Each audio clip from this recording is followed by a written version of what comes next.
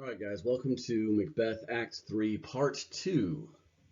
We continue our double feature here with our Macbeth talking PowerPoint show. I hope this is working for you guys. If it's not, please let me know. Send me an email, say something in the general comments. But we need to know who this is working for and who this isn't. So if it's not working, we got to find another way to make it work. Anyway, let's go ahead and pick up where we left off. Here we see the two murderers that we met previously now joined by a third murderer that they didn't even expect to meet, but who apparently Macbeth felt was necessary to send to make sure the job got done right. So the three murderers are waiting in the woods for Banquo and his son Fleance to come by. They have a brief moment of conversation before the action picks up. So, in a park near the palace, the three murderers show up, and the first murderer is talking. He says, "But who did bid thee to join with us?" And the answer is, "Macbeth." Now, the second murderer says, "He needs not our mistrust, since he delivers our offices and what we have to do to the direction just." But the first murderer is cool with it. The more the merrier as far as he's concerned. "Then stand with us. The west yet glimmers with some streaks of day. Now spurs the lated traveler apace to gain the timely end. Near approaches the suspect of our watch." And the third murderer says, "Hark, I hear horses." So here comes Banquo.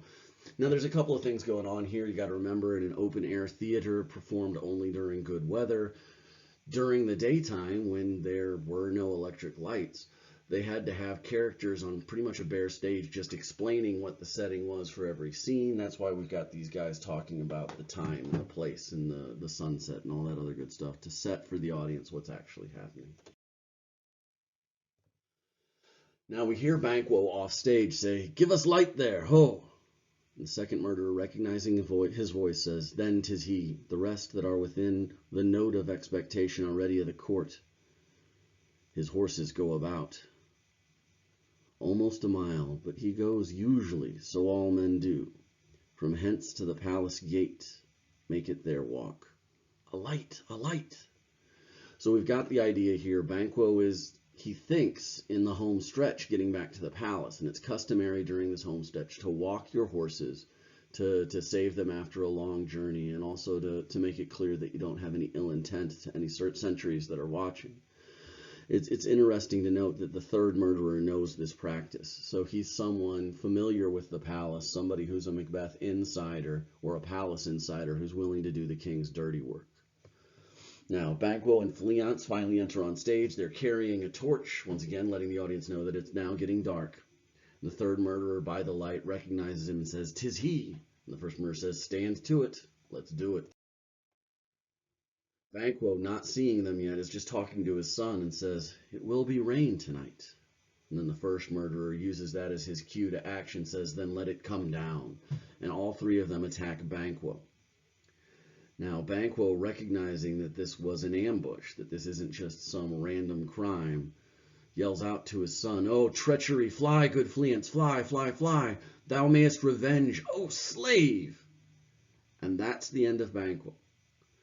The way this is typically played is you see Banquo fighting off all three of his attackers, giving his son Fleance the chance to escape. And he is successful. So the murderers only do half the job. They took out Banquo, which is the one Macbeth was actually scared of, but they didn't take out Fleance, who's the one Macbeth fears will take his place on the throne. Now, you get the murderers here in this brief interlude trying to figure out what went wrong. How did we screw this up? So the third murderer begins, "Who did strike out the light?" And the first murderer says, "Was not the way? But one's down. The sun is fled. We've lost the best half of our affair." "Well, let's away and say how much is done." And then the three murderers leave. So they know they screwed up. They only did half the job, and the most important half of their job they let get away. And the reason why it happened is when they attacked, one of them put out the light so that they wouldn't be witnesses maybe, so that they could have the element of surprise. But in the darkness that they themselves created, Fleance escapes. And there's something symbolic happening here. It seems like a throwaway line at the end of the scene, but think about how many times Macbeth and Lady Macbeth have called upon darkness, have asked for darkness to cover their actions. And ultimately here, that darkness is what prevents the success of the actors involved. I think this is Shakespeare foreshadowing for us. The darkness that Macbeth and his wife have sought, have tried to use to their advantage, may ultimately be the thing that gets them screwed up. Okay, so we shift from that dramatic murder scene to Macbeth, now crowned king, having a celebration at the palace, a feast supposedly to honor Banquo, who remarkably, for some reason, has not shown up yet. But Macbeth comes in to great pomp and circumstance, surrounded by Lady Macbeth, Ross, Lennox, and all the lords and ladies that are looking to him as their new leader.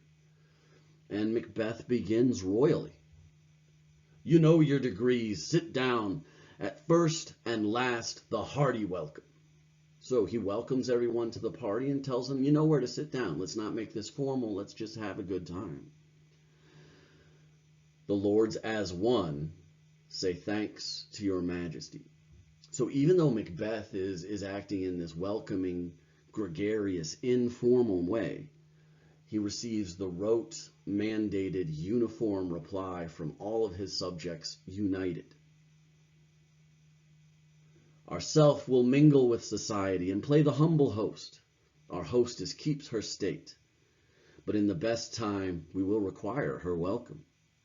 So Macbeth here says, I'm going to go out among you, and I'm just going to be the humble host. I'm going to fill your drinks. I'm going to talk. We're going to laugh. It's going to be relaxed. And eventually, as soon as Lady Macbeth relaxes a little bit, she'll say, you're welcome here too. Lady Macbeth, who takes that as a little bit of a shot at her, throws it back at Macbeth and says, pronounce it for me, sir, to all our friends, for my heart speaks, they are welcome. So I would have said these guys were welcome if you'd given me a chance, Macbeth. But, okay, you want to talk? Talk. Tell everybody what my heart is already saying, that they are welcome. And as she's taking the shot at Macbeth, one of the murderers shows up at the door. And the way this gets played is interesting in different versions of Macbeth. A lot of times this is played with the party going on in the background and everyone at the party completely oblivious to the fact that Macbeth is discussing in the shadows the attempted murder of Banquo and Fleance. The 2015 Fassbender version, which I've already put a couple of clips in these for, does an interesting thing with this where they show what I think is actually something that's consistent for the character of Macbeth. Before, he was a terrible murderer. He continues to be really bad at murder when he has this open conversation with the murderer about the fact that they just assassinated Banquo but failed to kill his son in front of the entire court with everybody listening in. I'll put that video at the end of this so that you guys can see what I'm talking about. I really like the way they play it. You'll also notice they chop a lot of the words out. Generally with Shakespeare, I hate it when they make cuts, but the way they play this scene, it works perfectly with the edits that they've made. All the necessary information is there and they cut out a lot of the BS. All right. So anyway, let's get to the conversation where Macbeth goes to find out what happened with the stabby on Banquo. So Macbeth says to his wife, see, they encounter thee with their heart's thanks. Both sides are even, and here I'll sit in the mists. Be large in mirth, anon we'll drink a measure the table round. And so you have Macbeth then sitting down in the center of the gathering, in the center of the table, in the king's place, telling everybody, all right, let's relax and have fun.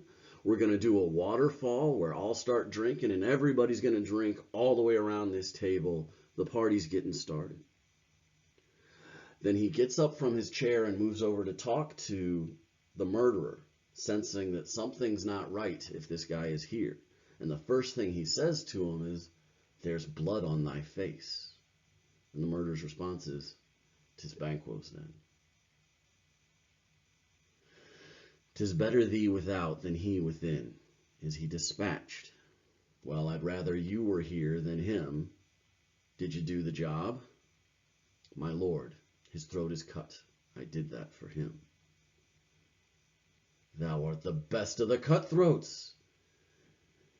Yet he's good that did the like for Fleance. If thou didst, thou art the non-parallel. I'm tripping over my own tongue trying to say that. It's the Latin Macbeth trying to sound fancy there. But Macbeth is happy at first. You got Banquo. That's awesome. Tell me you got Fleance too. And the first murderer shuffles his feet a little bit and says, Most royal sir, Fleance escaped.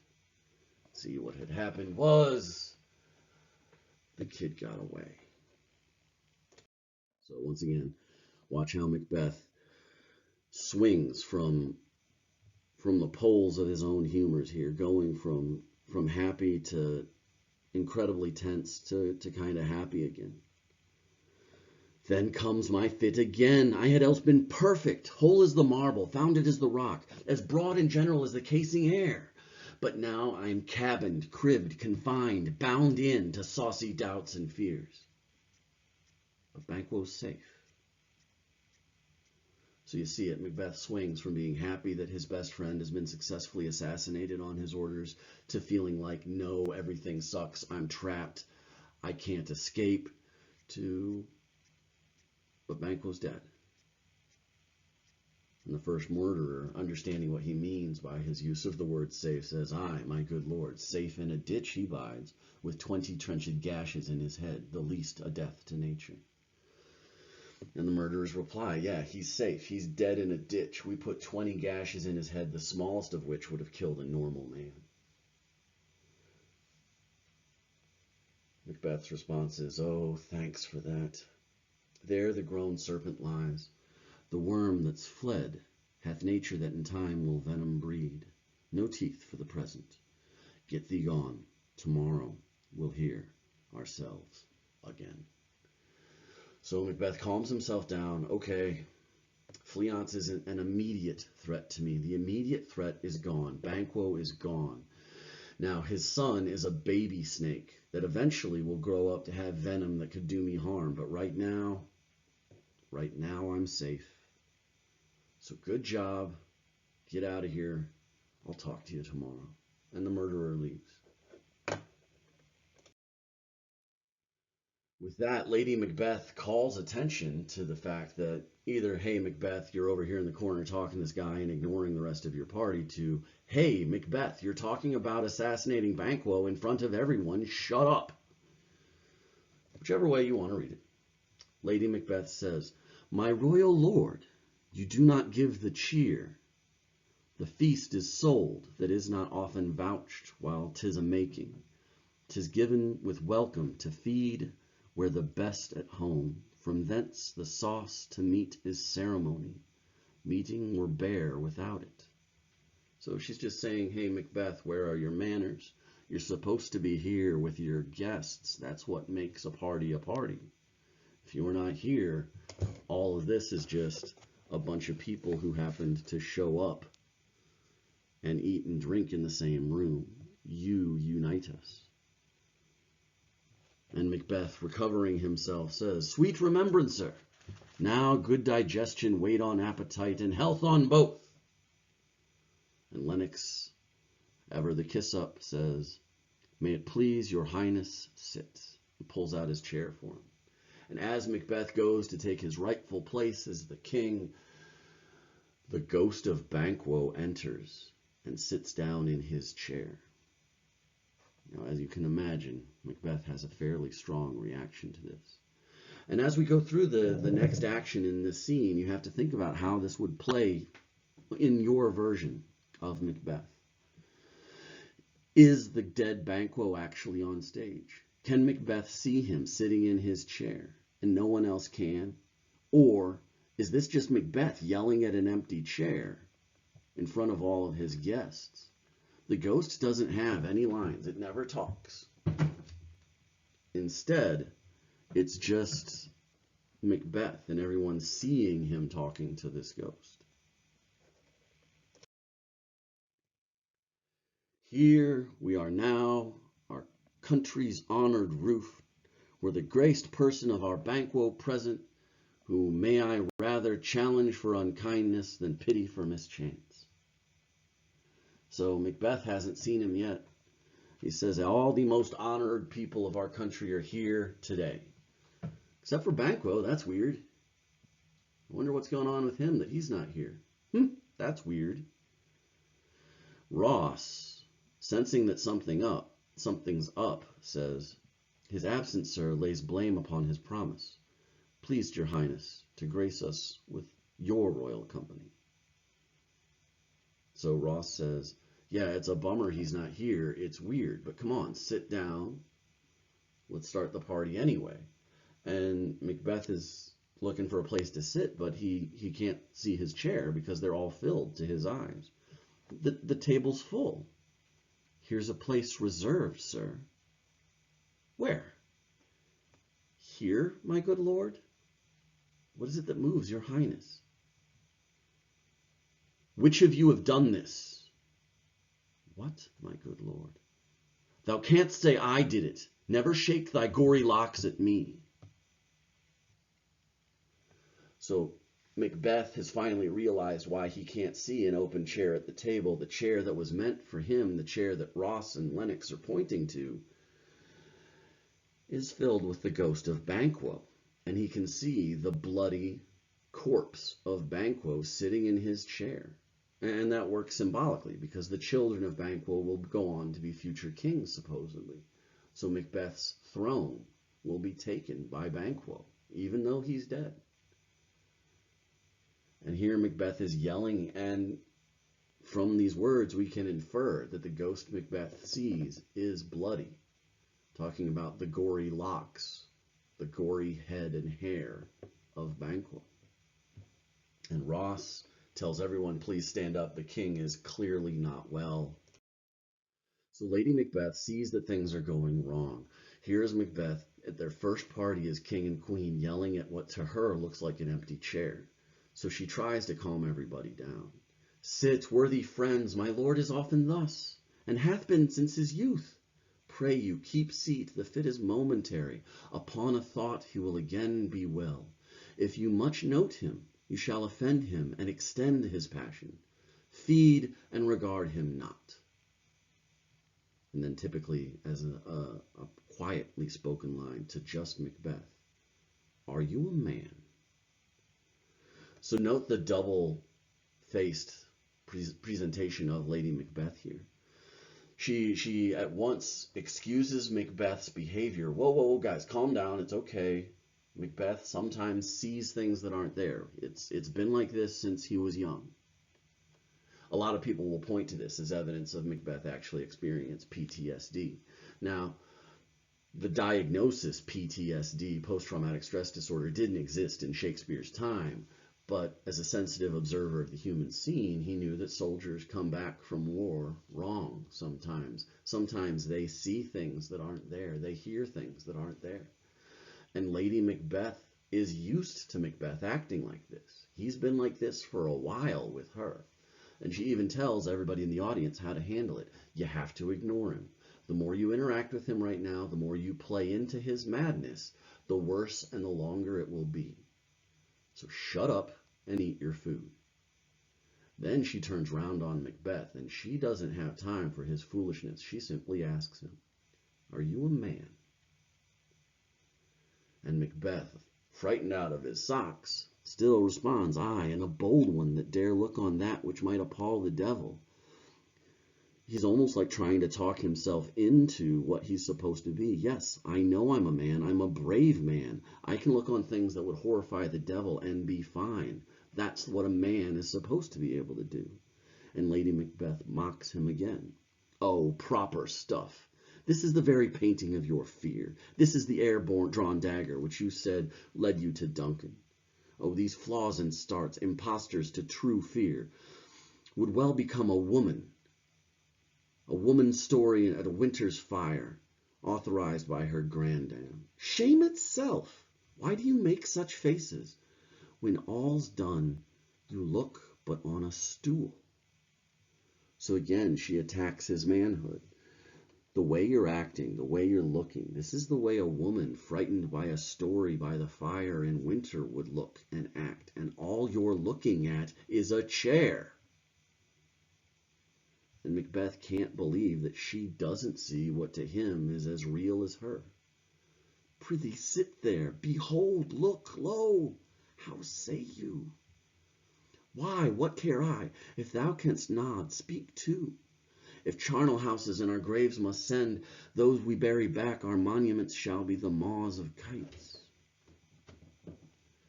So here you see Macbeth talking to his wife, saying, just look, he's right there. And then talking to the ghost itself. Can you nod? Can you speak? And then reflecting, if the places where we bury our dead can't keep them, then the only fitting grave will be the maws of kites, the carrion birds that feed on the dead. If we can't keep the dead in the ground, then the only thing that's going to eat well and survive must be the vultures. At which point, the ghost of Banquo vanishes. Lady Macbeth, who still doesn't see anything, continues to go after her husband. What? Quite unmanned in folly. If I stand here, I saw him. Fie, for shame! Blood hath been shed ere now, in the olden time, ere a human statue purged with a gentle wheel, aye, since too murders have been performed, too terrible for the air. The times have been that when the brains were out, the man would die, and there an end. But now they rise again, and 20 mortal murders on their crowns, and push us from our stools. This is more strange than such a murder is. So for Macbeth, the rules of reality and mortality have broken down. It used to be when we killed somebody, they stayed dead. But that's not happening anymore. The dead are walking among us and taking my chair. Lady Macbeth tries to calm him down and redirect him. My worthy lord, your noble friends do lack you. And Macbeth, now that the ghost is gone, tries to pull himself together. I do forget. And then addressing the crowd, he says, do not muse at me, my most worthy friends. I have a strange infirmity, which is nothing to those that know me. Come, love and health to all. Then I'll sit down. Give me some wine, fill full. I drink to the general joy of the whole table, and to our dear friend Banquo, whom we miss. Would that he were here. To all and him we thirst, and all to all. At which point the lords and ladies all stand up and say, our duties and the pledge. Again, this rote, unified response. Even though the king's acting crazy, we still have to respect him because he's the king. And it seems like he's pulled himself together. Maybe this was just a momentary PTSD fit. He seems good now. Let's all have a drink. But then the ghost of Banquo comes back. Macbeth starts yelling at the empty air again. Avaunt, and quit my sight. Let the earth hide thee. Thy bones are marrowless. Thy blood is cold. Thou hast no speculation in those eyes which thou dost glare with. And everybody's kind of looking around at each other like, what the hell is the king yelling at? Lady Macbeth tries once again to calm the audience down. Think of this, good peers, but as a thing of custom, 'tis no other. It only spoils the pleasure of the time. This is just a brief problem. Everybody stay calm. It'll be over in a second. And now Macbeth just keeps yelling at the empty air. What man dare? I dare. Approach thou like the rugged Russian bear, the armed rhinoceros, or the Hycerian tiger. Take any shape but that, and my firm nerves shall never tremble. Or be alive again, and dare me to the desert with thy sword. If trembling I inhabit then, protest me the baby of a girl. Hence, horrible shadow, unreal mockery, hence! So Macbeth starts yelling at this ghost that only he can see. Please, change shape. Come at me as any terrifying monster in the world but the gory body of my best friend, and I'll be fine. Or be but a living person again and challenge me to a fight, and I'll fight you. But don't look at me like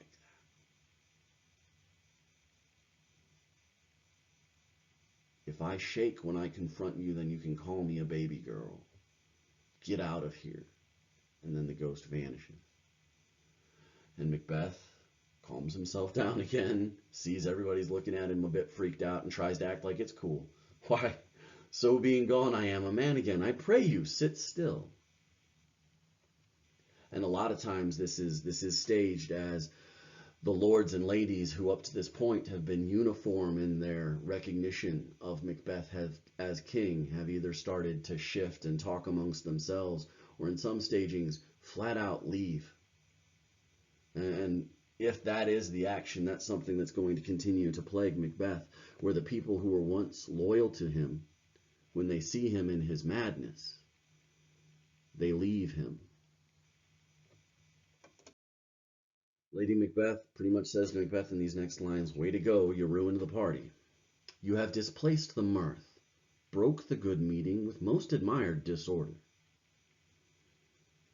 And Macbeth, who's still shaken by this whole experience, turns to his wife and says, and you can read it either way, as either fear or admiration of her, "Can such things be and overcome us like a summer's cloud without our special wonder? You make me strange, even to the disposition that I owe. When now I think that you can behold such sights and keep the natural ruby of your cheeks when mine is blanched with fear." And Ross, ignoring Lady Macbeth's orders to ignore him, says, "What sights, my lord?" And Lady Macbeth yells at him, "I pray you speak not. He grows worse and worse. Questions enrage him. At once, good night. Stand not upon the order of your going, but go at once." And with that, Lady Macbeth assumes command and orders all of the lords and ladies to leave the party. Lennox respectfully says, "Good night and better health attend his majesty." Lady Macbeth gets herself together a little bit and says, "A kind good night to all." And now the party is over, the table is empty, and it's just Macbeth and Lady Macbeth sitting there. Macbeth, either talking to her or to himself, says, "It will have blood. They say blood will have blood. Stones have been known to move and trees to speak. Augurs understood relations have by maggot pies and choughs and rooks brought forth the secret man's blood. What is the night?" So Macbeth is casting around, trying to find something to help him understand his present reality. And since he doesn't have his faith anymore, he turns to the paganism that preceded Christianity in this part of the world. People believed that in nature, in the flights of birds or in the entrails of a dead animal, you could get clues as to the future. And Macbeth doesn't know what's going on. And he even asks his wife, "What time is it?" And Lady Macbeth can't answer it because she doesn't really know. Almost at odds with mornings, which is which. So again, nature has gone wrong since the death of Duncan. No one can even tell the difference between day and night. Everything is just this gray. And Macbeth's thoughts now turn to another problem he has to confront.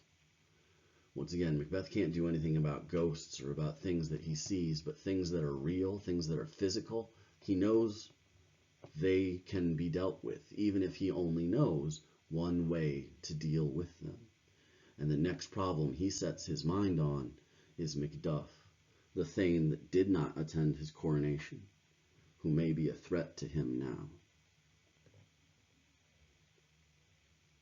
"How sayest thou that Macbeth denies his person at our great bidding? Did you send to him, sir?"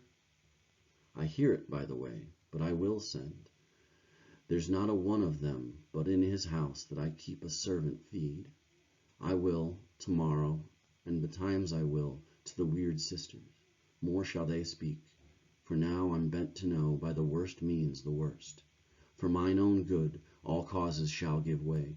I am in blood stepped so far, that should I wade no more, returning were as tedious as going over. Strange things I have in my head that will to hand, which must be acted on before they be scanned." So Macbeth, again, as he did with his assassination of Banquo, tells Lady Macbeth, I've got bad ideas in my head. And if I think about them too much, I won't be able to do them. So I have to do them before I have a chance to think about them. But first, before I do anything, I will go and talk to the witches and find out what the future will be. And then I'll make the right decision. Lady Macbeth, who is probably at this stage very frightened of what her husband has become, says to him, you lack the season of all natures, sleep. Once again, Macbeth has not slept since the murder of Duncan. You can see he's probably in pretty tough shape. Come, will to sleep. My strange and self-abuse is the infinite fear of that wants hard use.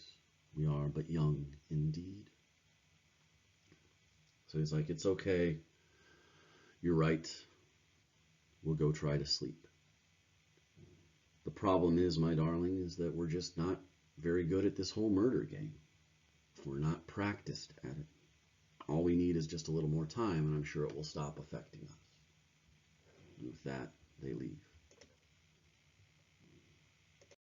So now we cut away from Macbeth and Lady Macbeth in the royal court to nature, where we see the three witches.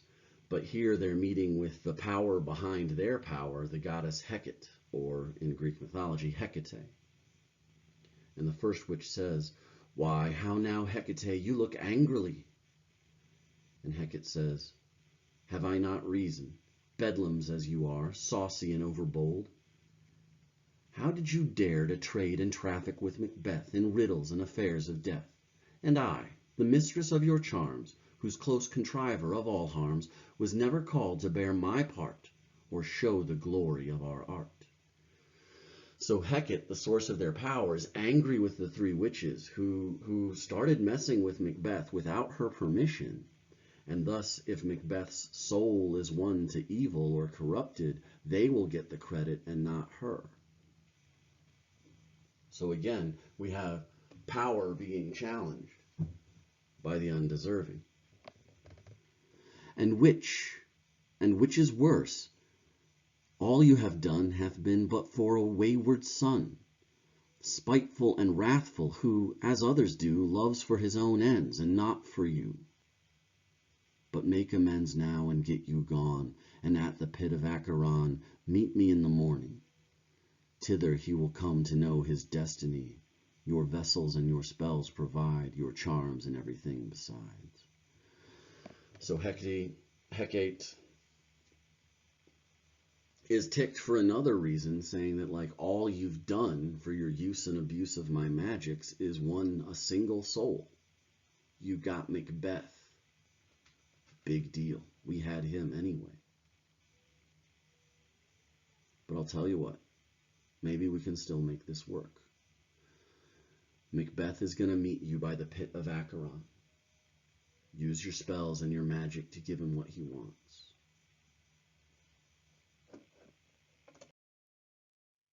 I am for the air this night I'll spend unto a dismal and fatal end. Great business must be wrought ere noon. Upon the corner of the moon there hangs a vaporous drop profound. I'll catch it ere it come to ground, and that distilled by magic sleights shall raise such artificial sprites as by the strength of our illusion shall draw him on to his confusion. He shall spurn fate, scorn death, and bear he hopes 'bove wisdom, grace, and fear. And you all know security is the mortal's chiefest enemy. So what she's hinting at here is that she's going to use a poisonous drop that's dangling from the point of the moon. She will use to find out what they need to tell Macbeth to make him overconfident, overly secure, because we are at our weakest when we think we are strong as human beings. And if Macbeth thinks he's safe, then he will become more evil and more wicked than he would have if he had been a fearful man. So we'll take away Macbeth's fear and find out how much of a monster humans can be if they think they have nothing to fear. So the music starts up, come away, come away. Hark, I'm called, my little spirit see, sits on a foggy cloud and stays for me. So again, you have that reversal. Hecate's familiar, even she, a goddess, is in service to something else. And then she leaves when it calls.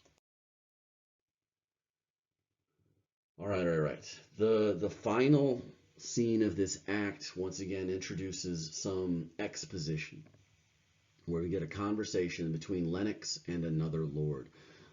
In one version of Macbeth, this is actually played as an interrogation scene. Mostly it's usually a conversation between these two characters. So Lennox begins. My former speeches have but hit your thoughts, which can interpret further only I say, things have been strangely born. The gracious Duncan was pitied of Macbeth. Marry, he was dead. And the right valiant Banquo walked too late, whom, you may say, if it please you, Fleance killed. For Fleance fled. Men must not walk too late. So Lennox is setting his mind to solving the crimes of the times. He says, man, some weird stuff is going on here. It seems like an awful lot of children are killing their fathers. Duncan was apparently killed by one of his two sons. Banquo, you could argue, was killed by his young son Fleance, because Fleance ran away after Banquo was dead. Who cannot want the thought how monstrous it was for Malcolm and Donalbain to kill their gracious father, damned in fact. How it did grieve Macbeth. Did he not straight in pious rage the two delinquents tear, that were slaves of drink and thralls of sleep? Was it not nobly done? Aye, and wisely too. For 'twould have angered any heart alive to hear the men deny it. So that I say he has borne all things well. And I do think that had he Duncan's sons under his key, as, and please heaven, he shall not, they should find that 'twere to kill a father, so should Fleance, but peace. From broad words and cause he failed, his presence at the tyrant's feast. I hear Macduff lives in disgrace, sir. Can you tell me whether he bestows himself? Sorry guys, I'm reading like garbage today, but I'm 2 minutes into the slide and I don't feel like re-recording it. Okay, so Lennox gives us this incredibly dense speech here that's chock full of exposition, where he's telling us and repeating for the audience, in case they dozed off during Mr. Gamley's previous presentations, all the crazy stuff that's happened. And you could read this a couple of ways. Maybe he's putting up a fake front to get the security of this lord that he's talking to so that he can find out the truth about where Macduff is. Maybe he's working for Macbeth to find out where Macduff is so that Macbeth can have him killed. But whatever the case may be, he sounds like he's Team Macbeth here. Wishing that Donalbain and Malcolm and Fleance could all come back and be punished for having killed their fathers. But now the real problem, as Macbeth has intimated earlier, is Macduff. And Macduff, since he hasn't shown respect for our king, needs to worry about himself. The Lord takes all of this information in and makes this reply.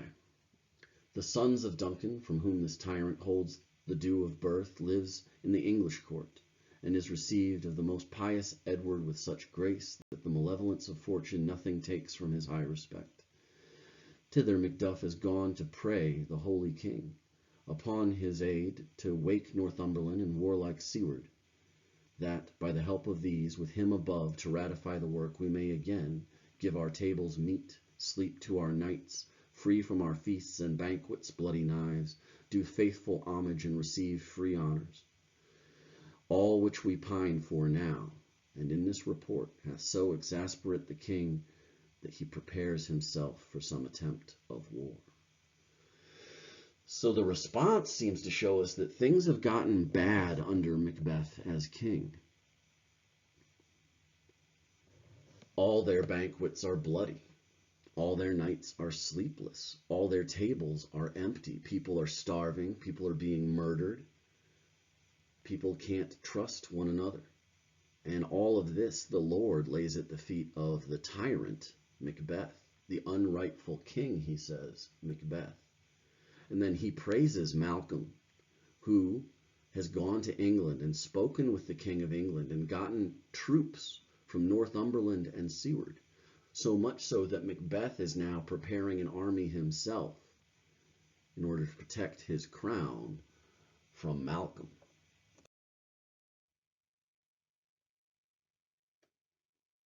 Lennox is surprised by this. Sent he to Macduff? And the reply is, he did. And with an absolute stir, not I, the cloudy messenger returns me his back, and hums as who say, you'll rule the time that clogs me with the answer. So Lennox said, did Macbeth try to talk to Macduff about this? And the Lord's reply is, yeah. And Macduff wouldn't talk to him. And that well might advise him to caution, to hold what distance his wisdom can provide. Some holy angel fly to the court of England and unfold his message ere he come, that a swift blessing may soon return to this our suffering country under a hand accursed. I'll send my prayers with him. So Lennox now shows his true colors. He also doesn't like Macbeth. He says, I hope Macduff is being smart. I hope he's far enough away that he's safe from whatever evil Macbeth can do to him. And I hope he comes back with the true king and frees us from this horrible ruler that is Macbeth. And then together they leave. All right, guys. So that's an end of Act 3. The climactic scene of Macbeth confronting Banquo is important, but it kind of stumbles a little bit there towards the end, and I'm sorry that it was a bit of a struggle to get to this point.